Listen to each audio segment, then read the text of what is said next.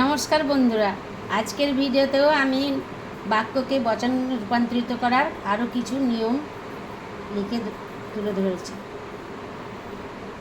এখানে এফিউ আর ফিউ এই শব্দ দুটোর মধ্যে একটু পার্থক্য আছে বচনে রূপান্তরিত করার সময়। এফিউ কিছু সংখ্যক, এটা হবে সদর্থক, আর ফিউ এর মধ্যে নেতিবাচক ইঙ্গিত আছে, মানে এত কম যে গণনার মধ্যে না আনলেই হয়, তাই ফিউ কথাটির মধ্যে নেতিবাচক ইঙ্গিত আছে। হার্ডলি মানে হার্ডলি, স্ক্যার্সলি এগুলোও নঅর্থকযুক্ত শব্দ।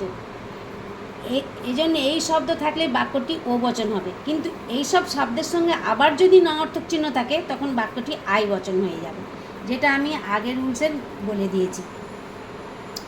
8 নম্বর দেখো, কেবলমাত্র ধার্মিকেরাই সুখী। বচনে রূপান্তরিত করতে হলে বলতে হবে সকল সুখী ব্যক্তি হয় ধার্মিক, এ বচন হবে, অথবা কোনো অধার্মিক ব্যক্তি নয় সুখী, এটা ই বচন। আবার একমাত্র শিশুরাই এ বাগানে খেলবে, বচনে রূপান্তরিত করে বলতে হবে সকল ব্যক্তি যারা এই বাগানে খেলবে হয় শিশু, এ বচন হবে, অথবা কোনো অশিশু নয় ব্যক্তি যারা এই বাগানে খেলবে, ই বচন। এটার নিয়ম আছে, এটাকে আমরা এই ধরনের বাক্য কেবলমাত্র, একমাত্র, মাত্র, only, alone, none but, not no one else এইসব শব্দযুক্ত বাক্যে আমরা এক্সক্লুসিভ প্রপোজিশন বা প্রক্ষেপক বচনকে এ কিংবা ই বচনে রূপান্তরিত করব। দুরকমভাবেই আমরা করতে পারবো। এ বচনে রূপান্তরিত করার সময় আমরা বচনের উদ্দেশ্য স্থানে বিধেয় থাকবে, যেমন এখানে করেছি সুখীকে আমার ধার্মিককে অধার্মিক আগে নিয়ে এসেছি, তারপর বিধেয়কে সুখী বিধেয় স্থানে কিছু উদ্দেশ্যকে বিধেয় স্থানে উদ্দেশ্য থাকবে। আর আবার ই বচনে রূপান্তরিত করার সময় বাক্যের উদ্দেশ্য স্থানে উদ্দেশ্যের বিরুদ্ধ পদকে নিতে হবে।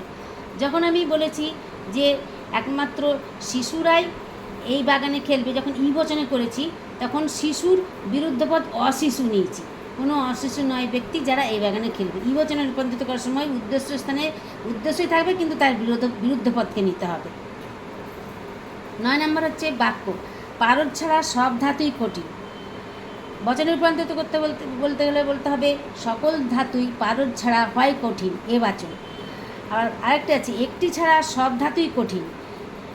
বচনে রূপান্তরিত করতে গেলে বলতে হবে কোনো কোনো ধাতু হয় কঠিন, আই বচন। নিয়ম হচ্ছে এইসব এক্সেপ্টিভ প্রপোজিশনে অর্থাৎ ব্যতীত, ছাড়া, বাদে এই জাতীয় শব্দযুক্ত বচনে কতটা ছাড়া হয়েছে তা যদি নির্দিষ্ট করে বলে দেওয়া হয় তাহলে এ অর্থাৎ সামান্য বচন হবে, আর নির্দিষ্ট করে যদি না বলে দেওয়া হয় তাহলে আই অর্থাৎ বিশেষ বচন হবে। এখানে সকল পারদ ছাড়া এটা নির্দিষ্ট করে বলে দেওয়া হয়েছে, তাই এটা হচ্ছে এ বচন। আর এখানে বলা হচ্ছে একটি ছাড়া, মানে নির্দিষ্ট করে বলে দেওয়া হয়নি, তাই বলা হচ্ছে কোনো কোনো ধাতু হয় কঠিন, এটা হচ্ছে আই বচন, বিশেষ বচন হয়ে যাবে। এছাড়া নামবাচক পদ, প্রপার নেম, সর্বনাম পদ, হি, ইউ, আই এসব থাকলে, গুণবাচক পদ, সমষ্টিবাচক পদ উদ্দেশ্য হলে এই বচনকে এ বচন অর্থাৎ সামান্য সদর্থক বচন করতে হবে।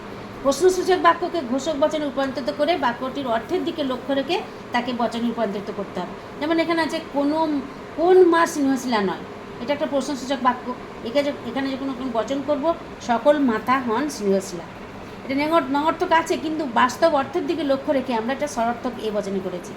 আবার একটা বাক্য আছে স্বাধীনতাহীনতায় কে বাঁচিতে চায়, এটা প্রশ্নসূচক বাক্য, কিন্তু এটা বাস্তব অর্থের দিকে লক্ষ্য রেখে বলতে হবে কোনো ব্যক্তিই নয় এমন ব্যক্তি যে স্বাধীনতাহীনতায় বাঁচিতে চায়, এটা হচ্ছে ই বচন, নঅর্থক বচন হয়ে গেল।